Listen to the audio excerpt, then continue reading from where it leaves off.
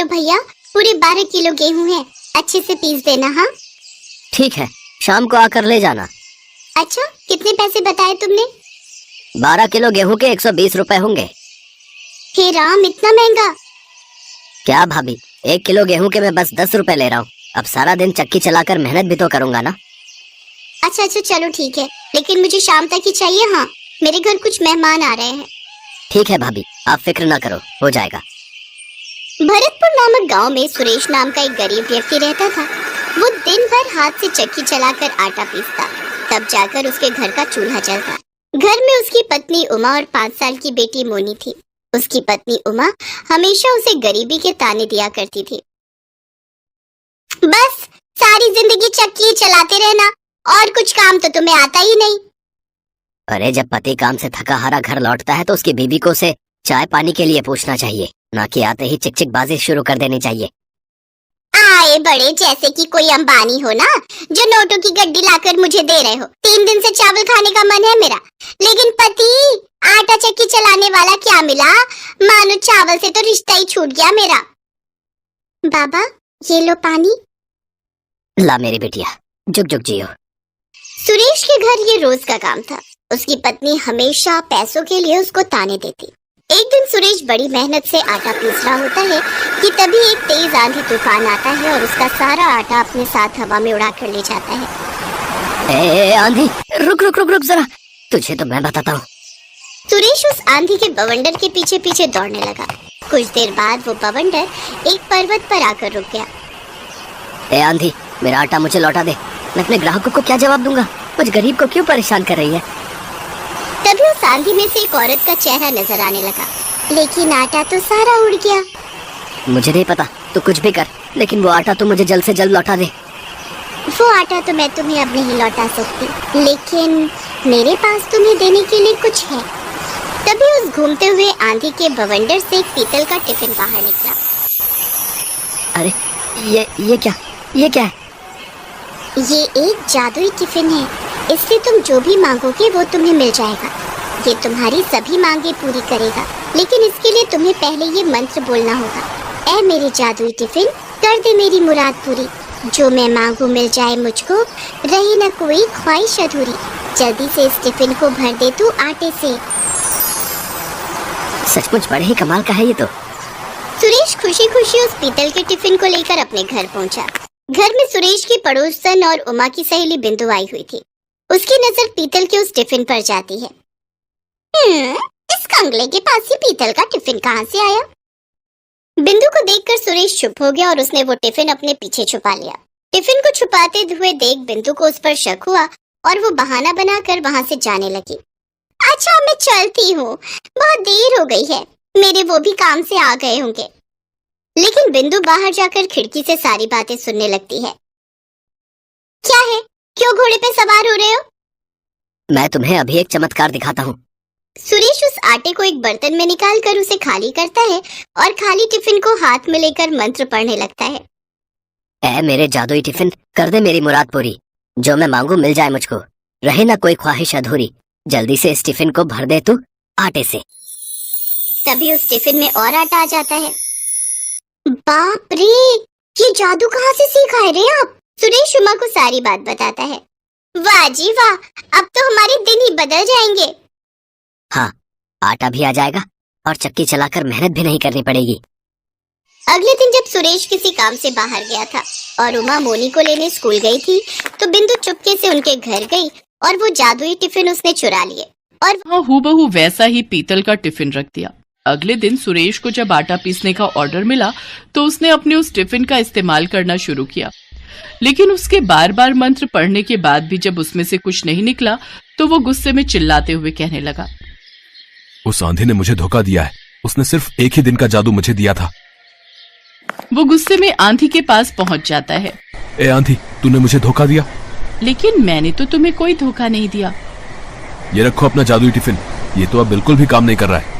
लेकिन ये तो वो टिफिन है ही नहीं जो मैंने तुम्हें दिया था। अच्छा, तो क्या अब मैं तुमसे झूठ बोल रहा हूँ? तभी उस आंधी ने अपने जादू से एक बड़ा टिफिन निकालकर उसको दे दिया। ये बड़ा जादुई टिफिन है, तुम इसमें जितना चाहो उतना आटा मांग सकते हो, लेकिन इसको इस्तेमाल करते वक्त तुम्हें ये मंत्र पढ़ना है। ए मेरे बड़े जादुई टिफिन, कर दे मेरी मुराद पूरी, जो मैं मांगू मिल जाए मुझको, रहे न कोई ख्वाहिश अधूरी, जल्दी से इस बड़े टिफिन को भर दे तू आटे से। तभी वो बड़ा सा टिफिन आटे से भर जाता है। सुरेश उस भरे हुए बड़े टिफिन को सर पर उठाकर घर लौट आता है। बिंदु उसे आते हुए देख लेती है। हैं? इतना बड़ा टिफिन? लगता है ये भी पूरा आटे से भरा हुआ है।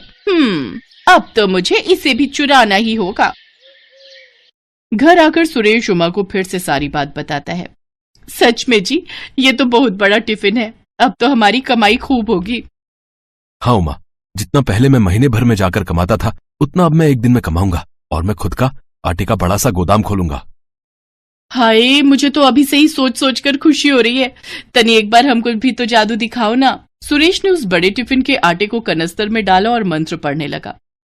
ए मेरे बड़े जादुई टिफिन, कर दे मेरी मुराद पूरी, जो मैं मांगू मिल जाए मुझको, रहे ना कोई ख्वाहिश अधूरी, जल्दी से इस बड़े टिफिन को भर दे तू आटे से।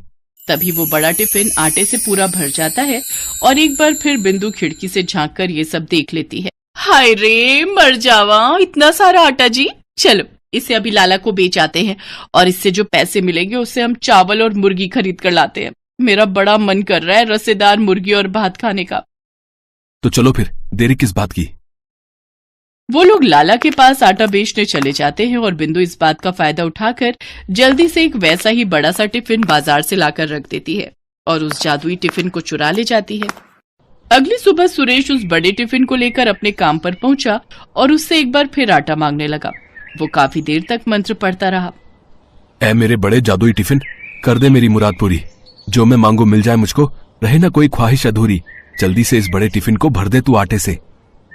लेकिन लाख कोशिशों के बाद भी जब आटा नहीं निकला तो वो गुस्से में तमतमाता हुआ फिर से आंधी के पास पहुंचा। जादुई आंधी, तुमने एक बार फिर मुझे धोखा दिया। नहीं, मैंने तुम्हें कोई धोखा नहीं दिया। झूठ, एकदम झूठ। तुम जब भी मुझे कोई जादुई टिफिन देती हो तो उसका जादू एक दिन के बाद ही खत्म हो जाता है। ये कैसे हो सकता है? आंधी ने जब उस बड़े टिफिन को देखा तो वो समझ गई कि ये वो जादुई टिफिन नहीं है। इस बार मैं तुम्हें एक ऐसी चीज दूंगी जिससे तुम्हें समझ आ जाएगा कि मैंने तुम्हें धोखा नहीं दिया। आंधी अपने जादू से एक डंडा निकालकर सुरेश को देती है। लेकिन इस डंडे का भला मैं क्या करूंगा? इसको तुम ले जाकर अपने घर पर रख देना और जब तुम्हें वो चोर मिल जाए तो उससे कहना, ए मेरे जादुई डंडे, दिखा दे तू अपना कमाल, जो भी आए तुझे चुराने उसका तू कर दे धमाल। सुरेश एक बार फिर उस जादुई डंडे को लेकर घर आया और एक बार फिर बिंदु ने उसे देख लिया। जरूर इस डंडे में भी कोई जादू छिपा होगा। अब किसी तरह इसे भी चुरा लेती हूँ। अगले दिन मोनी जब स्कूल गई हुई थी तो सुरेश और उमा ने घर से बाहर जाने का नाटक किया और दरवाजा खुला छोड़कर चले गए। इस बाट में बैठी बिंदु जल्दी से उनके घर के अंदर जाती है और उस डंडे को चुराने की कोशिश करती है। लगता है सभी बाहर गए हैं।